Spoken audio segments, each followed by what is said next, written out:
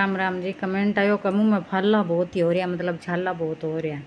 तो गर्मी हो नहीं अपने अंदर, जिया गर्मी गर्म चीज़ करे कोई जद फाला हो जाए अपने। कई बार आप पानी कम पिया नहीं तो भी फाला हो जाए, कई बार अपनों पेट साफ ना हो नहीं तो भी फाला हो जाए। तो थे क्या करना है, सेत लेके वहाँ फाला पर लगा कर अँ मुँह खोल के, मतलब नीचन मुँह कर लेवा के इधर लाल पड़े तो पड़न दो नीचे, घिटनों को नहीं, मतलब मुंह खोल के यहाँ। और हल्दी पाउडर है नी वो गागा देसी गागा घी में लगा के मिला के, मतलब बे भी लगावे नहीं तो भी छाला सही हुआ है। और पहला हमारा क्या करता हमारा वडेरा, तो वो कौन हुआ कि पुठो तो बिंगो काड़ों से लगवानता भी फाला सही हो जाता। या मुँह कई इधर खुलो रखा लाला पड़ बोकर बाद में साफ पानी सुनो धो लिया तो फाला तो ठीक हो जाए।